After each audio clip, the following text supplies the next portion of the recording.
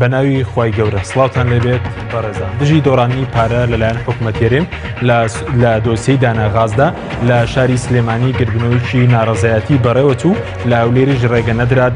گربوونەوە بەڕێوە بچێت. کۆمپانیای داناغاز لە ماوەی ڕابردوو 2 ملیار دۆلاری لە حکوومەت هێرێمی کوردستان برۆتەوە و لە ئێستادا سکاڵایەکی لەسەر حکوومەت هێرێم لە ئەمریکا تۆمار کردووە و داوای 2 ملیار دۆلاری دیکە دەکات. بە میوانداری بەڕێز لە ستۆدیۆی بەڕێزان لە ستۆدیۆی سەرەکی دکتۆر محەممەد ڕەوف پسپۆری یابووری هەروە لە هەولێرەوە فەرمان ڕەشاد سەرۆکی ڕێکخراوی ستۆپ بۆ دژە گەندەڵی لە ڕانیەشەوە یاسین عەبدوڵڵا چالاکی مەدەنی تاوتوی ئەم پرسە دەکەین. لە سەرەتادا راپۆرتێک دەبین دواتر لەگەڵ میوانەکانمان شڕۆڤەی ئەم پرسە دەکەین. ساڵی 2007 کۆمپانیای دانەغازی ئیماراتی گرێبەستێکی لەگەڵ وەزارەتی سامانە سروشتیەکان کرد بۆ دروستکردنی شارێکی غازی لە کێڵگەی غازی کۆرمۆر تا بتوانێت لە ڕێگەی بەرهێمێنانی غازی سروشتیەوە کارەبای هەرێمی کوردستان دابین بکات کە بەپێی ناوەڕۆکی گرێبەستەکە تێچووی ئەم شارە 730 ملیۆن دۆلارە. بەڵام کارەکانی شارەکە وەک خۆی نەچوە پێشەوە. بە گوێرەی زانیاریەکان لە ساڵی 2008ەوە تا ساڵی 2014 بەردەوام کێشە هەیە لە نێوان کۆمپانیای دانەغازی ئیماراتی و حکوومەتی هەرێمی کوردستان لەسەر پێدانی شایە سەدارایەکان و ڕێگریەکانی بەردەم کۆمپانیاکە بەو پێی بەپێی گرێبەستی حکوومەت و دانەغاز کە ئاشی هەورامی و نێچیروان بارزانی واژوویان کردووە. دانەغاز پێویستە بەرەمی کۆندێنسەیت لە بازاڕەکانی کوردستان ساغ بکاتەوە بە نرخێکی دیاریکراو. هەر کاتێکیش نرخی فرۆشیە و بەرهەمە لە بازاڕەکانی کوردستان کەمتر بوو لە نرخی کۆندێنسەیت لە بۆرسەکانی جیهان ئەوە حکوومەت قەرەبووی دانەغاز دەکاتەوە. بە گوێرەی زانیاریەکان کۆمپانیای دانەغاز لە کۆرمۆر ڕۆژانە 1400 تەن کۆندێنسەیت بەرهەم دەهێنێت کە دەکاتە 14000 بەرمیل ئەو بەرەمەشی لە ناوخۆدا بەردەوام دەفرۆشێت. بەڵام لە بەرامبەردا بە پێی وتەی بەرپرسانی دانەغاز مافی شایستەی بەرهەمێنان و قەرەبووی جیاوازی نرخیان پێ نەدراوەتەوە. ئەوەش لە پاڵ ڕێگریەکانی حکوومەت هۆکاری سەرەکی کێشە و ململانەیە لە نێوان دانەغاز و وەزارەتی سامانە سروشتیەکان بە پێی وتەی دانەغاز. سەرەتای تەقینەوەی کێشەی نێوان دانەغاز و حکوومەت کە دادگایەکەی لەندەنی لێکەوتەوە ئەو کاتە بوو وەزارەتی سامانە سروشتیەکان ویستی کۆمپانیایەکی ئەڵمانی بخاتە شوێنی دانەغاز. دواتر دانەغاز لە دادگای کارگێڕی لەندەن سکاڵایەکی 13 ملیار دۆلاری دژی حکوومەتی هەرێم جوڵاند بە پێی وتەی پەرلەمانتاران.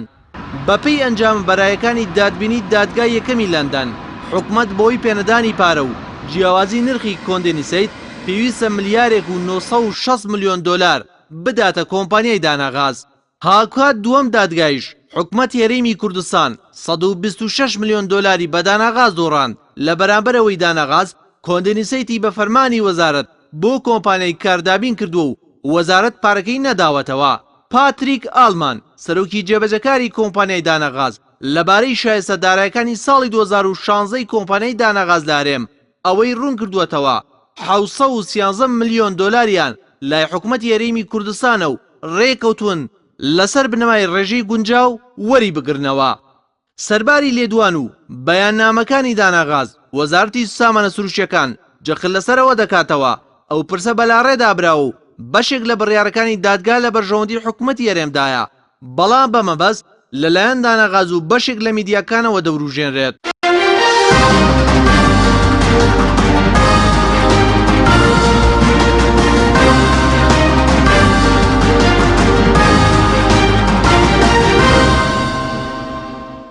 دووبارە سڵاوتان لەبێت بەڕێزان سوپاس بۆ میوانەکانمان کاوتۆر بەخێر بێنەگە سەرەتا لە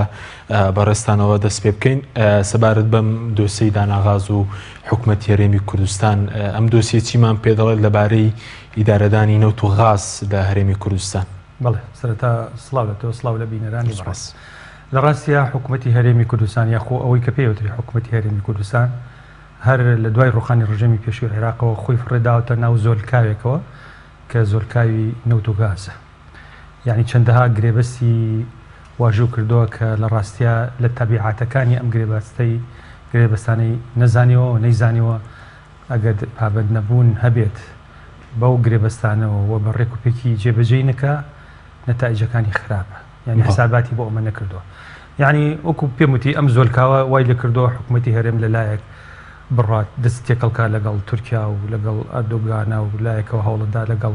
کۆمپانیا جیهانیەکان بیان هێنێ بە هەر شێوەیە بێت یعنی تموح بخاتە بەردەمیان و لەگەڵ ئەوکو ئێستا ئەمڕۆ لە رووسیا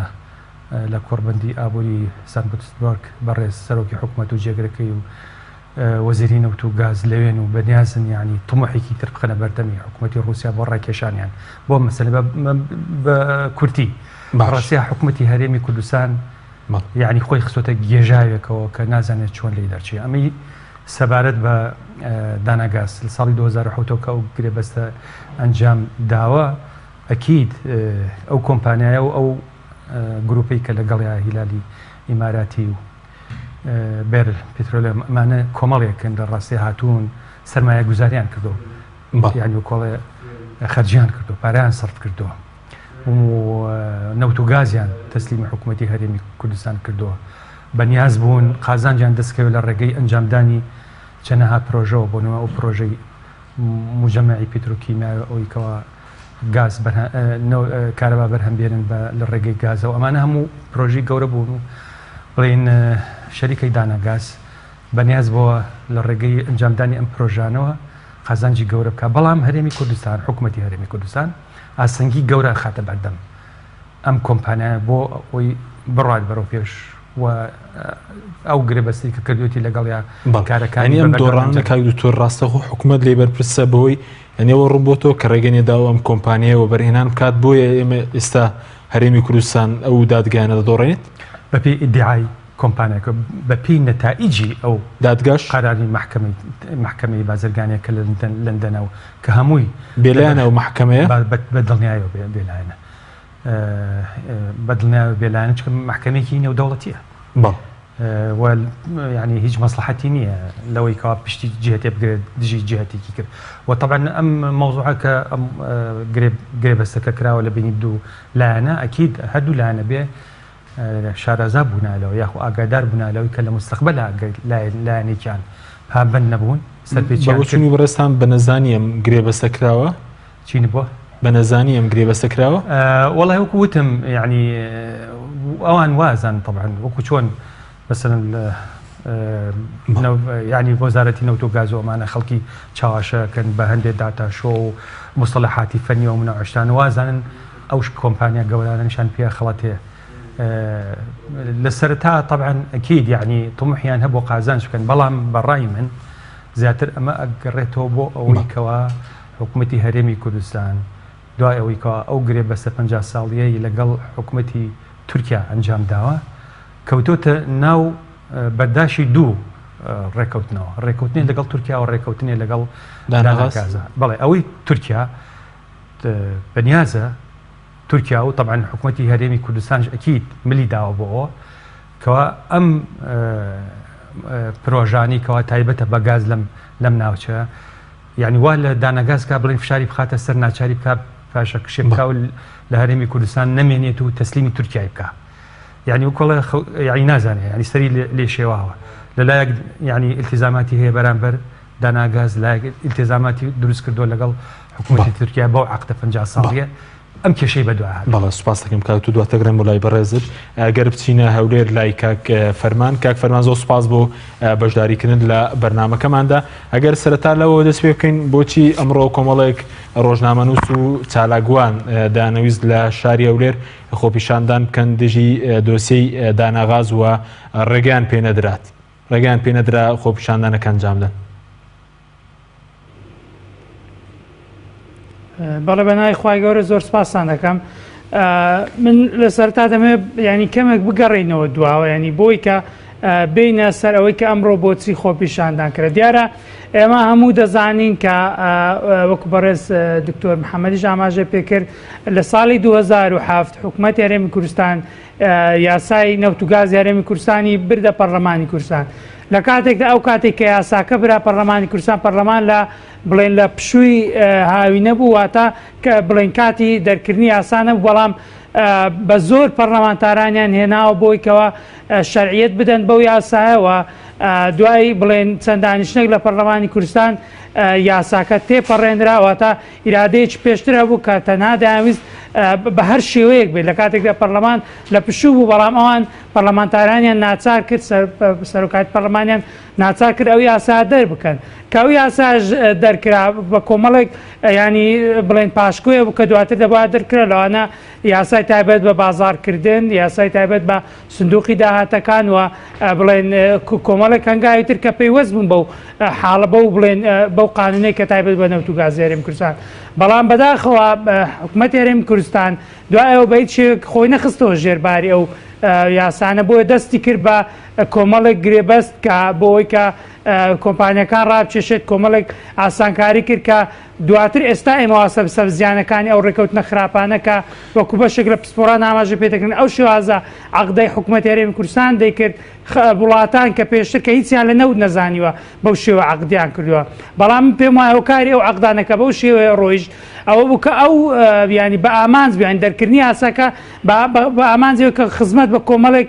سەرکردەی باڵای سیاسی بکات بۆی کە بەرژەوەندی ئابوووریەکانیان بێز کات وە دواتریش ینی ئەوان سەرکەوتوو بوون ئەو ئامانجێک کە یاسای نەوتوغازی هەرێمی کوردستان بۆ دەرچوو کە بەرژەوەندی کۆمەڵێک بەرپرسی باڵا بوو ئامانجەکەی 100% پێکاوە بەڵام ئەوەی تێدا زەرمەند بوو هاوڵاتیان هەرێمی کوردستانن یەکێک لەو عەقدانێکە کرا مەسەلەی دانەگاز بوو کە کێشەکانی لە دوای 2009 تاوەکو ئێستاش بەردەوامە ینی تاوەکو ئێستا بەجێرەی ئەوەی کە هەیە دانەغاز زیاتر لە 22 سکاڵای لە سەرێمی کوردستان تۆمار کردووە ماوەکبەر لە ئێستا وەزیری ساوەند سروشتەکان ڕوونکردنەوەی بڵاوکردەکان 90 سکاڵیان لێبرتۆ یەکیان دۆڕاند ئەوەش دەبێتە سێم سکاڵا ئافو بۆیە هەموو ئەو دۆخانە ینی ئەوەی وای کرد کە خەڵک گومام خاتە سەرکارەکانی وەزارەتی ساوەند سروشتەکان لە دنیا شتیوان نییە تۆ هەموو ڕۆژە ڕێگای دادگا بگرێ بەر بۆیە ینی ئەوەی کە ئێستاە بەشێک لە چالەکان هاوڵاتیان بەڕاستی بە جۆرێک لە قماری تێدەگەن لەسەر ئایندە و لەسەر قوتی خەڵکی کوردستان بۆیە دوایەوەی کە لە چەند ڕۆژی ڕابردوو زانیاری ئەو بڵاو بۆ کە دانەغاز دووبارە داواچکە لە دادگا تۆمار کردووە کە نزیکی 2 میلیارد دۆلارە بۆیە ئەمە دەنگانەوەی دروست کرد ئەمە بەشێک لە فشارەکان وای کرد کە بەشێک لە چالەکان لە هەولێر لە سلێمانی لە هەڵەبجە بڵێن کارێک بکەن بۆی فشار لەسەر حکوومەت بکەن بۆی ئەو وردەکاری ئەو عەقدانە بخاتەر و ئێمە تاکەی دەبێت هەموو ڕۆژ عەقدێک بدۆڕێنی و بازەکەشی خەڵکی هەرێمی کوردستان بدا ئەمڕۆ کەش لە هەولێر بەشێک لە چالەکان بۆ مەبەستا ئامانجمانەوە بوو کە گردبوونەوەیەک لە بەردەم بڵێ ئەنجومەنی وەزیران بکرێت بۆی کە فشارەکان لەسەر حکوومەتی هەرێمی کوردستان زیاد بکە بەڵام بەداخەوە بەر لەوەی گردبوونەوەکە دەست پێ بکات هێزێک کە بڵێ هێزێک هاتن کە ڕێخەری گردبوونەوەکە کاک هێمن مامەند بوو دەست بەسەریان کرد و ئەوانە شتریش کە بە نیازی خۆپیشاندان هاتبوونە بەردەم ئەنجومەنی وەزیران بڵاویان پێکراوە ئێمە پێم وایە لە جێەوەی کە بەو شێوە مامەڵیان کرا دەبواە ئەگەر ئەوان دڵنیان لە خۆیان دەبواە بێن ڕوونکردنەوە بۆ خەڵکە بدەن و زانیاریەکان ئەگەر هەڵەن بۆیان ڕاستکەنە وەڵام ئەوت مامەڵەکەم ڕووکردیان دەرخەری ئەوەیە ئەوان دۆڕاندویانەوە ناشیانەوە خەڵک پێیان بڵێ دۆڕاندوتانە و خەڵک ڕخنیان لێ بگرێت بەڵێ سوپاس دەکەم دواتەگەرم بۆ لای بەڕێز دەگەر بچینە ڕانێ لای کاک یاسین عەبدوڵڵا کاک یاسین زۆر سوپاس بۆ بەشداریکردن لە بەرنامەکەماندا ئێوە ئەمڕۆ وەکو کۆمەڵێک چالاکی مەدەنی لە بەردەم نووسینگەی سلێمانی پەرلەمانی کوردستان گردبوونەوەیکی ناڕزایەتیە ئەنجامدا ئەم گردبوونەوەتان بۆچی بووە سەبارەت بەوەی کە بۆچی کەمترین خەڵک بەشداری لەو جۆرە لە گردبوونەوەیە دادەکات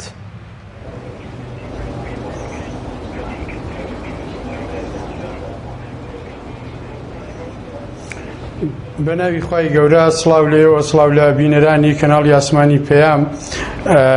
دیارە ئێمە ئەوڕۆ کۆمەڵک لە ڕێکخرا و چالەکانی کۆمەڵی مەدەنی لە شاری سلێمانی لە بەردەم نووسینگەی پەرلەمانی کوردستان گردبوونەوەیەکمان ئەنجامدا بۆ ناڕزایەتی دەربڕین لەمەڕ گرێبەستە نەوتیەکانی هەرێمی کوردستان لەگەڵ کۆمپانیای داناغاز و بە دۆڕاندنی ئەو هەموو سەرۆت و سامانی نیشتیمان کە ئێمە وەک ئەرکێکی پیشەی و ئەرکێکی هاوڵاتی بوونمان لە ئەم هەرێمە هەستاین بە ئەنجامدانی ئەو گردبوونەوەەوە یەکەم جاریژنی و دوجاریژ نابێت لە ئەنجامدانی گربوونەوەمان لە ناڕزایەتی دەبرین لە بەرامبەر دەسەڵاتدارانی هەرێم کە فەشەلیان هێناوە لە حکومڕانی 26 ساڵی ڕابردویان و تا ئەمڕۆ. دیارە مەبەستی ئێمە لە گربوونەوەکەدا لە خۆی لە 4 خاڵدا دەبینیتەوە. یەکەمیان ڕوونکردنەوەی یان هەرچی زووە دەسەڵاتدارانی هەرێمی کوردستان ڕوونکردنەوە بدەن لەسەر ڕاستی و دروستی ئەو دۆڕاندنی ئەو پارەیە و شەفافانە بێنە مەیدان و قسە لەسەر بۆ هاوڵاتیانی هەرێمی کوردستان ڕوونکردنەوە بدەن و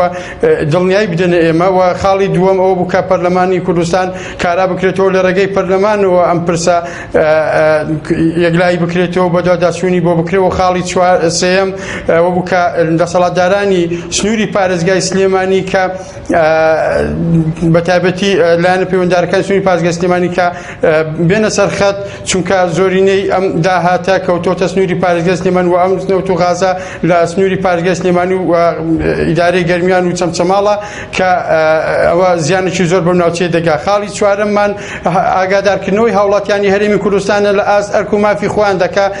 بەڕاستی کارەساتێکی گەورەیە کە بەو شێوەیە ئەگەر ئەو بەڵگانە ڕاست بن ئەمڕۆکە لە پەرلەمانی کوردستان بەدەست ئێمە گەیشتن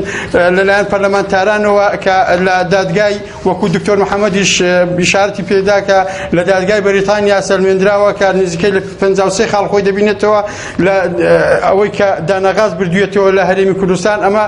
کارەساتێکی مرۆیی دەخڵقێنێک کە لەم هەرێمی کوردستانە کە دەبینیم نەوەکانیشمان بە قەرزداری لەدایک دەبن. پێویستە هاوڵاتیانی هەرێمی کوردستان ئەوە بزانن هەر تاکێکی ئەم کوردستانە ئەمڕۆ یەکی 4500 دلار دەکات کە دەکاتە 45 وەرەقە بە زمانە عشایرەکەی خۆمان 45 وەرەقە هەر تاکێک قەرزداری داناغازە. ئەوەی کە ئێستا لەدایکیش نەبوو کە ئەمە بەڕاستی کارەساتێکی گەورەیە کە پێویستە هەمومان ئیش کار بۆ ئەو بکەین ڕێگری لەو دۆڕاندن و لەو بەهادەردان و لەو قمار و لەو دزیە بکەین. بەداخەوەین کە لە کاتێکدا چالاکوانان و ڕۆژنامەنووسان و خەڵکی دڵسۆز دێتە سەرخەت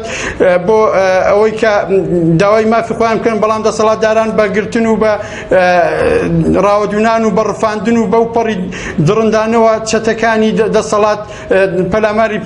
خۆپیشاندەران دەدەن کە ئەوەی ئەمڕۆ لە هەولێر دیتمان بەداخەوە کە لێرەوە سڵاو دەنێرین بۆ دەنگە بوێرەکانی شاری هەولێر کە بەتایبەتی کاکێ من مامەند ڕێخەری خۆپیشاندانەکە کە ئەمڕۆ چەتەکان ڕفاندیان لە بەردەم ئەنجومەنی وەزیران لە بەرچاوی هەموو کامێراکان لە بەرچاوی خەڵکی شاری هەولێر لە بەو پەڕی درندانەوە ڕفاندیان بۆ ئەوەی خۆپیشاندان نەکرد. ئێمە لێرەوە بەدەسەڵاتداران دەڵێین بەڕاستی ئەم جۆرە کارانەتان نیشانەی ئەوەیە کە فەشەلتان هێناوە لە حکومڕانیدا و بەو جۆرە کارانەشتان ناتوانن ڕووی ڕەشی خۆتان سپی بکەنەوە، بەو جۆرە کارانەتان ناتوانن ئەو پارە دۆڕانی کە دۆڕاندووتانەوە بیجێڕنەوە، ناتوانن فەشەلی حکومڕانیتان بەسەری چالاکوانانەوە بسڕن. ئێمە بەردەوام دەبین و سوپاس دەکەم کاک یاسین، هەمیش بەردەوام دەبین لەسەر مافەکانەوە لەسەر ئەو قسەی کە کردت بۆچی کەم بوون، بژمارەیەکی کەم بوون. ئەمە دەگەڕێتەوە سەر دوو خاڵ. یەکەمیان خەڵک باوەڕی بە خەباتی مەدەنی نەماوە. پێویستە دەسەڵاتداران ئەوە بزانن، چونکە زۆرێک لە خەڵکمان ئاگادار کردەوە باوەڕیان بە شۆڕشی چەکداری هەیە کە جێگای داخە دوای ئەوەی کە ئەو هەموو قوربانی دانەماندا لە ڕاپەڕین بۆ ئەوەی ئازادیەک بەرهەمبێنین. بەڵام ئەمڕۆ خەڵک باوەڕی بە شۆڕشی چەکداری بێ، دژی سەرانی خۆی، دژی حکوومەتی خۆجێی و حکوومەتی کوردی خۆی. ئەمە جێگای دا. بەڵێ سپاس دەکەم، دواتر دەگەرم بۆ لای بەڕێزت. بەڵێ دواتر دەگەرم بۆ لای بەڕێز کاک یاسین لەگەڵمان بمێنێتەوە. کاک تۆر سەبارەت بە مەسلەی ئەوەی کە بەڕێز وتت حکوومەتی هەرێم خۆی خستوتە ناو زەلکاوێکەوە یاخۆت خۆی فرەداوەتە ناو ئەو زەلکاوە، یعنی لەم زەلکاوە پێ دوای ئایندەکەی چۆن دەبیانی چۆن چۆتە ناو ئەو زەلکاوە و ئایندەی چکاریگەری خراپی لەسەر ئابووری هەرێم دەوێت. خۆی ئەو وڵاتانی کە دام و دەستگای نیشتیمانیان بۆ دروست نەبوون بە وڵاتێکی دامەزراوی، ئەگەر خوان بگلێنە ناو زەلکاوی غازەوە نەوتەوە ئەم وڵاتانە بن بە وڵاتی ڕێعی. ئەگەر هات و یعنی بە چەشنی هەرێمی کوردستانیش ئەم ئیش و کارانە بە تەمومژیش نەکرد. یعنی بۆ نمونە عێراق حتا تاوکو ئێساش اعتیمادی گەورەی لەسەر داهاتە نەوتەکانە. لیبیا، جەزایر تا ڕادێکی زۆر بەتایبەتی هەرێمی کوردستان لە ڕاستیا لەبەر ئەوەی پرۆسەکان پرۆسەیەکی شەفاف نییە و بە تەمومژی شتەکان بەڕێوە چووە و لە نەتیجا بۆ مەسلحەتی خەڵکی نەبووە، لە جیاتەوەی قازانج بە خەڵکی بگەێنێ لە ڕاستیا قوڕی گرتوێتەوە بۆ خەڵکی نەتیجە ئێمە لە جیاتەوەی لە نەوت قازانج بکەین لە ڕاستیا بووینەتە وڵاتێک کە قەرزارین بەهۆی دەستبردن بۆ نەوتەوە کەواتەمە لە جاتی ئەوەی ببێ بەخێر و بێت بۆ هەرێمی کوردستان هەرێمی کوردستان خراوەتە ناو زەلکاوی نەوت و گازەوە و لەوانەیە تیا بخنکێ یعنی تیا بخنکێت هاوڵاتیان تیا بخێنیانەوەکە دەسەڵاتدار وڵاتەکە بە هاوڵاتیانەوە بەڵام تەمان دەسەڵاتداران وەکو بەڕێزانیش ئاماژیان بۆ کرد لە ڕاستیا بۆ بەرژەوندی تایبەتی خوان زۆرشیان دەستکەوتۆ لە ڕاست دەستیان کەوتووە زۆرشیان دەستکەوت بۆ نووسیان دەستکەوتۆ کاوتۆر لە مەسەلەی دووسێنەت و غازە ئەوەی کە دەستیان کەوتۆ لە ڕاستیا لەبەرەوەی عەقدەکان عەقدی حکوومەتی نین عەقدێکن خەڵکانێک کردوانە بۆ مەسلحەتی خوان بۆ بەرژەوندی خوان تۆ سەیری هەر عەقدێ بکە لە ڕاستیا ئەو عەقدە لە بەرژەوندی کۆمپانیا و ئەو جیهاتانەیە کە جیهاتی فەرمی بۆن من تایەتی ئەڵێ طرفی سێم بەبێ و دیاری بکە ئەو طرفی سێمێکی هەیە لە ڕاستیا لە هەمان کاتیشا ئەو کۆمپانیانە کە هاتوون سەپێنراوە بەسەریانەکەوە عەقدی مەسەرەن ینی پاراستن لایەنە ئەمنیەکەی گواستنەوە لە خزمەت گوزاریەکان هەموو پسپێرن بە هەندێک کۆمپانیە کە لە ڕاستیا کۆمپانیای خۆیانن وان کۆمپانیای حیزبەکانی خۆیانن کەواتە لە هەمان کاتی بەڵام بۆ خنکانەکە ئێستا بەڕێزوتت ئەگەریوەیەکە لەم دۆسێ حکوومەت بخینکێت ئەنی ئەوە میلەت یاخود کۆمپانیا حیزبیەکان دەخینکێن لەم مەسەلەیە خۆیت بەسەراحەت بڵێن من هەموو جارێک ژوتومە ئێمە حکوومەتی ڕاستەقینەمان نییە خەڵکێکن کە خوان سەپانۆ بەسەر دەسەڵاتە لە هەرێمی کوردستانە و خوان ناوە حکوومەت کە لە ڕاستیا حکوومەت بەم شێوەیە ئیش ناکە حکوومەت ئەبێت جیهەتێکی گشتی بێت کاتێکەوە سەرۆت و سامانێک ئەسپێرێ پێی و داهاتی دەسەکەوێت لەو سەرۆت و سامانە نابێ بچێتە با خەڵی خەڵکیەوە نابێ بە مالی خاص دارە نابێ بە دارایی تایبەت بێت بە دارایی گشتی یعنی ئێمە لە هەرمی کوردستانە سێکە ئەم هەموو نەوتە دەرێنرێت و ئەم هەموو پارە دەسەکەوێت لە ڕێگەی نەوتەوە بەڵام ناچێتە ناو خەزێنی گشتیەوە کەواتە ئەم جیهەتی کە خۆی ناو حکوومەت لە ڕاستی حکوومەتی ڕاستەقینە نییە یعنی دەسەڵاتێکی خۆسەپێنە کە بۆ بەرژەوەندی تایبەتی خەڵکە متەنەفیز و دەسەڵاتدارەکانی ئیشەکە و وەزیفەی گشتی نابێن یعنی مەفروزە جهتێک تەمسیلی حکوومەتێکە فەرمانڕەوایەک وەزیرێک سەرۆکی حکوومەتێک ئەو وەزیفەیەکی گشتی پێسپێرراوە یعنی بێ بۆ خزمەتی گشتی لەم باردۆخ ئێستا کامیان خنکاونەوە میلەتە خنکاوە یاخود ئەوەی کە بەڕێزوت کۆمپانیا حیزبەکانە ناوانە بە هیچ شێوەیە نەخنکاوە ناوانە بگرە ینی سەر ئاو کەوتون و قازانج هەڵاو ساون لە ڕاستە لە قازانجە تۆسی کە مەسەن ئەو کۆمپانیا حیزبیانەکەەوە هەیە چەنەها دەستگای خزمەت گوزاری و سیاحی و ئوتێل و یعنی کەناڵی تەلەڤیزیۆن و ئەمانیان هەیە هەموو لەسەر ئەو پارەیەکەوە دەستیانەکەوێت بەڵامەوەی کە بەڕێزوتت بۆ ئاخیرەکەی پێدەچێت هەموو هەرێمەکەی ئێمە بخنکێ بەوەی ئەو دۆسیانەوە بەدڵنیایەوە طبعاً ئەوەی کە خۆی ناو حکوومەت ئەوش لەگەڵ ینی لەگەڵ خەڵکەکە دوای ئەفەوتێت چکە لە ڕاستیە ئەو کۆڵەیە یعنی مەسەرەن دوای ئەوەی کەوا ینی کێشەکان زۆرتر قوڵە بڵنەوەکە یعنی چێتە سەر ئێسقان ئەو کاتە خەڵک تەحملی نامێت لە ڕاستیە و خەریکە نزیکە بێتە لەو حاڵەتەش بەڵێ ناوبڕێکمانەیە کاکتۆر بەڵێ بینەرانی بەڕێز ناوبڕێکی کورت و دەگەڕینەوە لاتان لەگەڵمان بمێنەوە. بەرنامەی ئەمڕۆ با سپۆنسەری کۆمپانیای ئەسێ بۆ بازرگانی مۆبایل شیری ئەڵتونسا.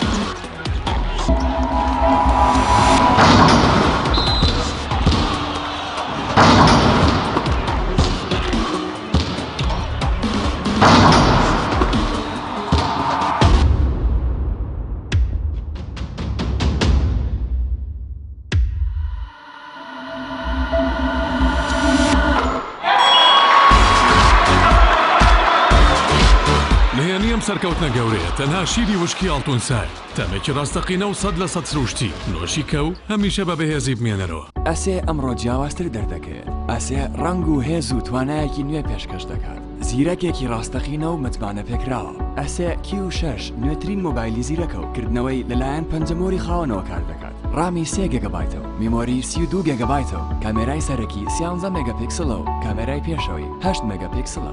ئەسێ یەکەمین مۆبایلی مارکەی کوردی 4G LTE. کۆمپانیای بەیزا لە پێنە و بەرەنگاربوونەوەی قەیرانی دارایی و پێشکەشکردنی باشترین ئامێری کارەبایەتی نۆماڵ، کۆمپانیای بەیزا بووە بریکاری گشتی کۆمپانیای زەمگی ئیتالی. هەروەها فرۆشتنی بەرهەمەکانی باقیستی هەژدەمان بە هاوڵاتیان، سەلاجە و مجەمیدە، هەموو جۆرەکانی سپلێت، تەلەڤیزیۆن و تەباخ و مڕەشەح، فڕن و مایکرۆ، گسکی کارەبایی، غەسالەی جلشتن و قاپشتن. بەیزا مامی هاوڵاتیان. کۆمپانیای دنیا دیکۆر.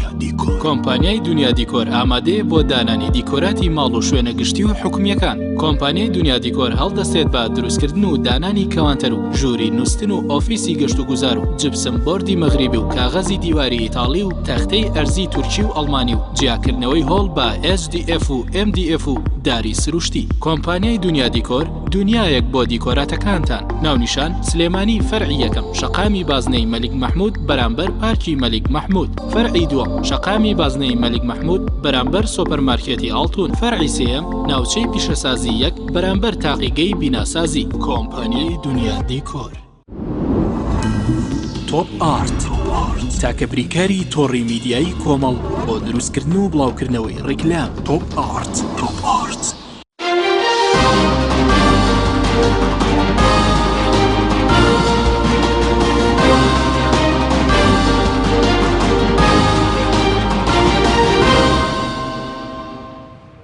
دووبارە سڵاوتان دەبێت بەڕێزان. کاک فەرمانە گەرگۆرە مۆلای بەڕێزی سەبارەت بە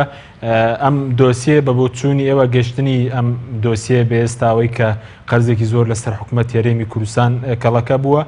ئەم نەتیجێ چیمان پێدەڵەوە سەبارەت بەوەش کە کێ باجی ئەم قەرزانە و ئەم دۆڕانە دەدات کە حکوومەت یاریێن پێشتر لە دادگای لەندەن دۆڕاندوێتی و ئێستا سکاڵای تر بەڕێوەیە. بەڵێ دیارە بە دڵنیاییەوە ئەوە ینی ئەنجامێکی چاوەڕوان کراوە کاتێک تۆ پرۆسەیەک بەو شێوازە خراپە بەڕێوە دەبیت وە تەنها ئەوەی کە بڵێن سنتەری بابەتەکە بێت بەرژەوەندی چەند بەرپرسێکی باڵا بێ بەبێ گەڕانەوە بۆ بڵێن بەرژەوەندی باڵاوە، چونکە بەڕاستی مەسلەی نەوت کە وەک خۆیان لە سەرەتای ئەو دەرکردنی بڵێن یاسای نەوت و گاز و دواتریش قۆناغ بە قۆناغ ئاماژیان بەوە کردەوە کە پرۆسەیەکی نیشتیمانی ئەوان بۆی هەرێمی کوردستان ڕزگارکەن لەژێر چەپۆکی بەغدا و هەرێمی کوردستان خۆی ئیرادەی بڵێن داهات و ئەو سامانە سروشتانەی خۆی بکات بۆی ئەوان ئەو هەنگاویان ناوە. بەڵام بەداخەوە دەبینین ئەنجامەکەی ئەگەر ئێمە لە ژێر چەپۆکی بەغدا دەرێنرابین، ئێمە ئەخسۆتە ژێر چەپۆکی کۆمەڵێک کۆمپانیای زەبەلاح کە ئەوانە بە کۆمەڵێک ئەزمموی جیانی و هاتووت هەرێمی کوردستان و بە دوای قازانجەوەن و هیچ بڵێن لایەن گرنگ نییە ئایندێ ئەو وڵاتە چۆن دەبێتە تۆ لایەنی حکوومەت دەبێت ئەوان لە بیری ئەو بن کە بە شێوەیەک ئەو پرۆسەیە بەڕێوەبند کە هەرێمی کوردستان ئایندێکی پرشنگداری بێت. بەڵام بەداخەوە ئێمە نەک بڵێن نەمانتوانیەوە بەو داهاتە لە ئێستادا یان بەو نەوت و غازە ئێستا هەرێمی کوردستان خۆشکەن، بەڵکو ئایندەکەشمان تاری کردەوە. خەڵک ئەمڕۆکە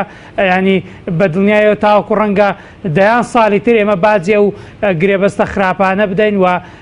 هەرێمی کوردستان بەردەوام ینی وەکو ئەو گرێبەستانی کە کراون وەکو بڵێن بۆمبی ینی چێنراوە کە هەر کاتێک بتەقنەوە دەتەقنەوە بڵێن کاریگەری سلبی لەسەر ئێمە دروست دەکەن و ئەوەی باجی سەرچدەدا بەڵنیایەوە هاوڵاتیانە، چونکە دوجار لە پارەی خەڵکی کوردستان لە پارەی ئەو بڵێن کێڵگەنەوتیانە بڵێن قەرزەکان دەدرێتەوە. ئەگەر هەر کاتێکە ئەو قەرزانە لە کاتی خۆیان نەدرێتەوە بەجێرە ئەو بڕیاری دادگانێ و دەوڵەتیانە لە بەرامبەردا ئەگەر تۆ پارەتەوی لە دەرەوە ئەو پارانە بلۆک دەکرێت، ئەگەر نا دەست دەگرن بەسەر چێلگە نەوتیەکان. ینی ئێمە مەترسی ئەوە شەیە کە چێلگە نەوتیەکانیش ڕۆژناوەکەوەی کە پێشتریش وەزارەتی سامانە سروشتیەکان ویستی یەکێک لەوانە بفرۆشێت بە تورکیا. ینی مەترسیەوەیە زۆرێک لەو چێلگە نەوتیانە گەر ئێمە لە گرێبەستەکان بدۆڕێنین بدرێتە کۆمپانیەکان و بۆیە ئەوەی کە بەڵنیایە باجەکەی هەرێمی کوردستان ینی ساڵی 2014 2 میلیارد دۆلارمان دۆڕان، ئەم جارش 2 میلیارد دلاری ترکە بە دڵنیاییەوە پێم وایە ئەوەش ئەو دادگاش دانەغاز دەیباتەوە دەکاتە 4 میلیارد دلار کە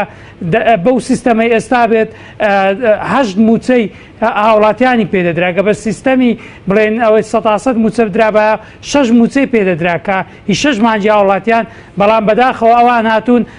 موچەی خەڵکیان بڕێ موچەی کە مەندامیان بڕیوە کەچی دێن پارەکەش بەو شێوەیە هەڕاز دەکەنوە لە جێ بەڕاستی ئێستا حەق وایە پێی نەڵێ وەزارەتی سامانە سروشتەکان حەقە پێی وڵێن قومارخانە بەڕاستیەوە لە قومارخانەیەک زیاتری چیتر نییە کە ڕۆژ بە ڕۆژ بڵێن هەرێمی کوردستان تووشی قەرزی زیاتر دەکات. بەڵام ئەمە جۆرێک لە تەشیر نیەوەی کە بەڕێز وەزارەتێک ناو دەبێت بە قومارخانە؟ تەشیر بەڕاستی ئەگەر قومارخانە نەبێتەوە بە ئەترافاتی خۆیان زیاتر لە 22 سکاڵیان لەسرە ینی پێشتر وتیان 90 سکاڵامان بردێتەوە ینی ئێوە سیرکەن لە دنیا کەی کۆمپانیاکانی لەگە وڵاتەکان کە پەنا دەبەنە بەردارگە کاتێک وڵاتێک دەوێت نەوتەکەی تەمیم کات دەوێت بە خۆماڵی بکات ئینجا یعنی ئەو حاڵەتانە کەمن لە شێوە هەرێمی کوردستان کاتۆ بەردەوام لە ڕێگای ئەو دادگایانە بێت ئەوە بەڕاستی ئەگەر قومارخانە نەبێت ئەی چی ینی لەبەر زیاتر لە 34 وڵات نەوت دەفرۆشێت بەس هەرێمی کوردستان هەموو ڕۆژێ کۆمپانیا ڕێی دادگای لێ دەگرێت دەبێت ڕۆژ بە ڕۆژ زۆربەی ئەتۆ هەم پارەش بدۆڕن بە دڵنیاییە پێم وایە لە قومارخانەیەک زیاتر هیچ وەسفێکی تر شایستەی نییە. بەڵێ سوپاس دەکەم کاگیاسی نەگرێت بڕێنەوە لای بەڕێزت سەبارەت بەم گردبوونەوە نێمڕۆ کە بەڕێزوتت گردبوونەوەکە کەم بوو و بۆ داهاتووی چالاکیەکی ترتان بەڕێوێ بۆی کە بەڕێزوتت فشار دروست بکەن بۆی کە لانی کەم ناوەڕۆکی ئەم دادگایانە بۆ خەڵکی کوردستان بخرێتە ڕوو؟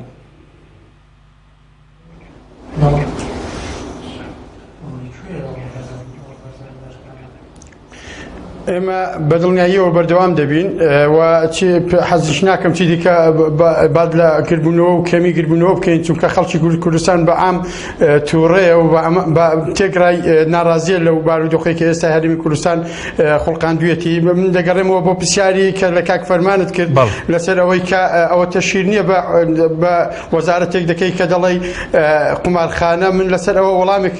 لە جاتی کاک فەرمان وەڵامێک دەدەمەوە پێم خۆشە هەموو خەڵکی هەرێمی کوردستان ئەوە بزانێت کە دەسەڵاتدارانی حکومەتیان دیوەخانە خێڵەچیەکەی حکوومەتی کوردی کە دەتوانین بەو شێوەیە ناوی بنێن نەک حکوومەت دەسەڵاتە خێڵەچیەکەی دیوەخانەکەی حکوومەتی کوردی فەشەلی هێناوە لە حکومڕانیدا ئەوە شتێکی واقعە لە 26 ساڵی ڕابردوودا ئەوە بینیمان ئەوەی کە لە سەرەتای ڕاپەڕین دزی و فزی و تاڵان و ئاواکردنی سامانی نیشتیمان و ممتلەکاتی گشتی و دواتری شەڕی ناوخۆ خەڵک بە کوژدان و دواتری ئەوەی کە دەیبینین لە 2003 کە ڕژێمی عێراق ڕووخا هەتاکو 2013 ماوەی 10 ساڵ ینی چیان لە هەموو داهاتەی ناوەخۆ و داهاتی سەدا عەودەی بەغدا کرد من پێم خۆشە ئەوە بۆ هەموو بینەرانی ئاشکرا بکەین ئێمە پێویستە وەکو بەس مقاتعە مەکە کاک حەشیم لە ئەو نمونێت بۆ بێنمەوە پێویست بۆ حکوومەتی هەرێمی کوردستان لە ماوەی ئەو 20 ساڵەدا ینی کە نەیتوانیوە تا ئێستا کارەبا بۆ خەڵک دابین بکە بەسیترین سەرەتاترین ینی کە خزمەتگوزاری ژیانە لە ماوەی ئەو 26 ساڵەدا سوودی لە حکومڕانی حکوومەتی بەعسیگی وەرگرتپایە من لە پرسم لە هەموو خەڵکی کوردستان ئایا ڕژێمی عێراق ڕژێمی بەعس کە لە عەودەی تەمووزی ساڵی 1968 هاتە سەر حکم لە ماوەی 2 ساڵ دوای ئەوە لە ساڵی هەفتا بەیاننامەی 11 ئازار لەژێر فشار و بەهێزی شۆڕشی ئەیلول بوو یان لەبەر خاتری خۆی بوو خۆی قەیمکە ئێمە دەبێت دەرز لە دوژمنیش وەرگرین حکوومەتی بەعس لە ساڵی هەفتا کە بەیاننامەی 11 ئازاری دەرکرد و ویستی شۆڕشی کوردی بێنێتەوە ناو شارەکان یان ئۆتۆنۆمی بداتە کوردان ئەگەر بەپێی بەیاننامەکە بێ بۆچی بوو بۆ ئەوە بوو کە لەبەرەوە ئەو کاتە ئێران هاوکاری شۆڕشی کوردی دەکرد ئەوان کێشەی سنووری ئاوی و سنووری وشکانیان هەبوو پارێزگای ئەحواز و ئەو ناوچانە و دواتر ڕژێمی بەعس تازە هات بۆ سەر حکم هەمووی 2 ساڵ بوو کە کودەتای بەسەر عارفدا کرد بۆ عەبدوڕەحمان عارفدا 2 ساڵ ویستی خۆی بەهێز بکە یەک مەبەستم لێرەدا ئەوەیە لە ساڵی 72 بۆ 73 سەرانی شۆڕش 4 ساڵ ئارامی نیانتوانی سوود لەو ئارامی وەربگرن وەک چۆن ئێستا نیانتوانیوە 26 ساڵە حکومڕانی دەکەن سوود لەو 26 ساڵە وەربگرن و ینی خزمەتگوزاری بۆ هاوڵاتیانیان دابین بکەن. سەرانی شۆڕش نیانتوانی سوود لەو 4 ساڵە وەرگن، بەڵام ڕژێمی بەعەز لەو ماوەیەدا توانی نەوت خۆماڵی بکە کە نەوتی خۆماڵی کرد لە ماوەی ساڵێک بۆ ساڵ و نیوێک، لە ماوەی ساڵێک بۆ ناو ساڵ و نیوێک خۆی بەهێز کرد و خۆی دەوڵەمەند کرد و نەوتی لەژێر ئینتیدابی ڕژێمی بەغدا هێنا، ڕژێمی بەریتانیا هێنا دەر. ئەوە بوو کە بەهێز بۆ و تاگرایانە بڕیارێکی دەرکرد کە گوتی ئەوەندە پارێزگایە بۆ خۆتان و ئیتر پەشیمان بۆیەوە بە شێوەیەک لە شێوەکان لە ئۆتۆنۆمیەکە. من مەبەستم لێرەدا ئەوەیە بیڵێم ئێمە لە 26 ساڵە نەمانتوانیەوە خۆمان بێز بکەین. ئابووری سەربەخۆی حکوومەتی هەرێمی کوردستان لە 2013 بۆ ئەمڕۆ کووە؟ ئەو قمارخانە نییە، ئەدی کوا ئەو پارە و سامانە؟ ئەدی قمارخانە نیە، چی ناودنەی؟ من لە تۆ دەپرسم، لە خەڵکی کوردستان دەپرسم، چ ناودنەی ئەو جۆرە حکومڕانیە؟ بۆ ڕژێمی بە ساڵێک خۆماڵیکردنی نەوت توانی خۆی بێزکا خۆی دەوڵەمەند بکا و دواتریش لەگەڵ شای ئێرانە ڕێککەی و شێشە سنووریەکان چارەسەر بکا و ئەو جارە بەربێتەوە ژیانی گەلی کورد. بۆ ئێمە نەمانتوانی کێشەی ناوچە سنووریەکان و کێشەی ناوەخۆ و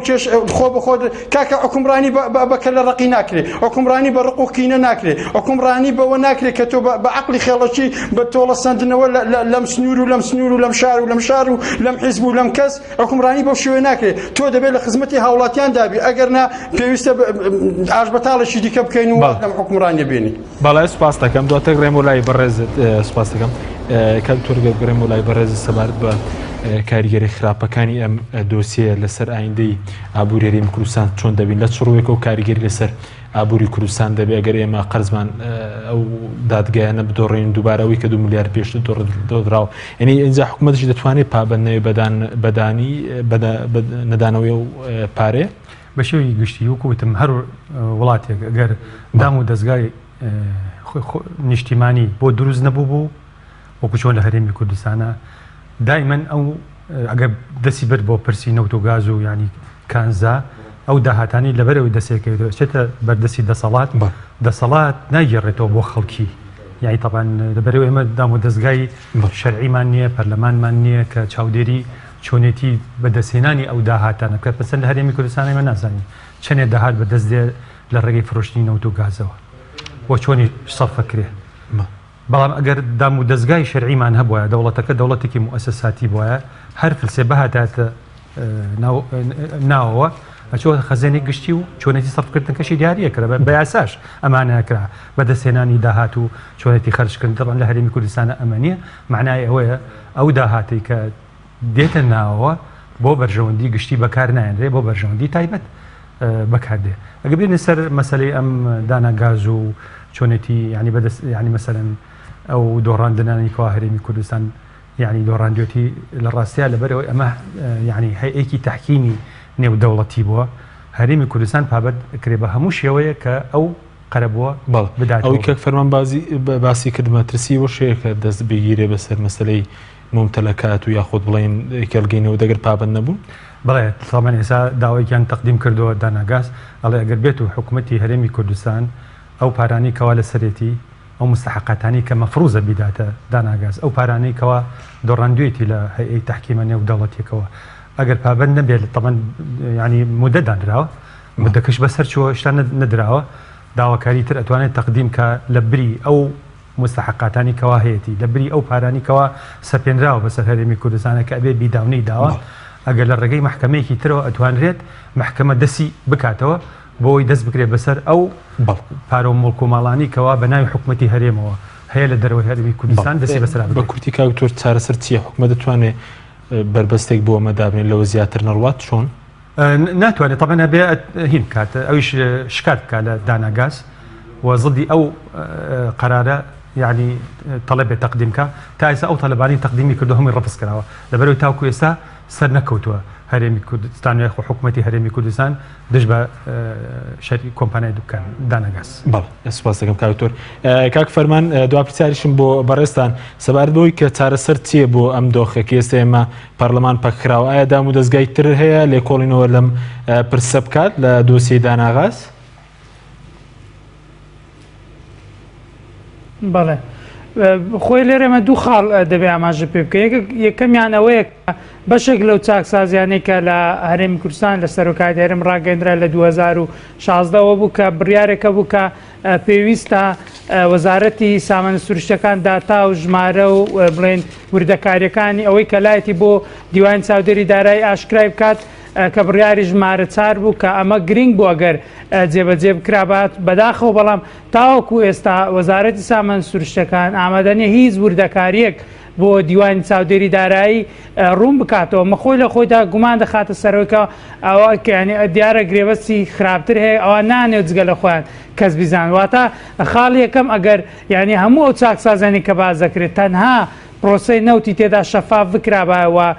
ئەو وردەکاریانە بۆی کە ئێمە بزان ئێستا ئێمە خەڵکی پسپۆرمایە خەڵکەکمان هەیە کە بای ئەوەندە شارەزا بن کە چۆن مامەڵە لەگەڵ ئەو حاڵەتانە لە شێوەی دانەگازکەن بەڵام کاتێکەوە سەرجەم زانیاریەکان دەشارنەوە تەنها ڕوونکردنەوەی لاواز دەدەن کە بە خەڵک بڵێن کە نەدۆڕاون و ینی کۆمەڵێک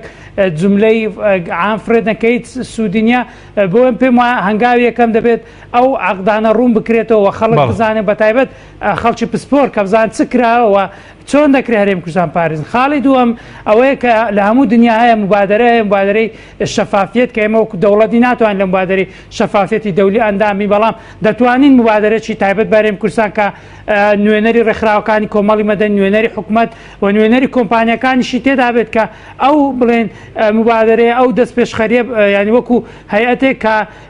ئاگداری وردەکاری پرۆسەی نەودووە ڕێکخراوەکانی کۆمەڵی مەدەنی نوێنەراتی بەرژەوەندی هاوڵاتیان بکەن کۆمپانیەکان نوێنەراتی خوانەوە بڵێن حکوومەت نوێنەراتی خۆی بکات ئەو حاڵەتە خزمەت دەکات بۆی کە ئێمە پرۆسەی نەود لە هەرێمی کوردستان شەفاف بکەین ئەگەرنا بە دڵنیاییەوە هەنگاوی مەترسیداتر و ئایندەی ڕەشتر لە پێشمانە بەداخەوە. بەڵێ سوپاس دەکەم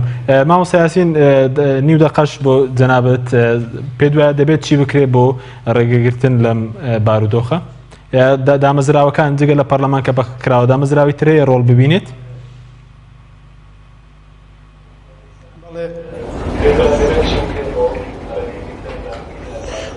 لە میانەی ئەو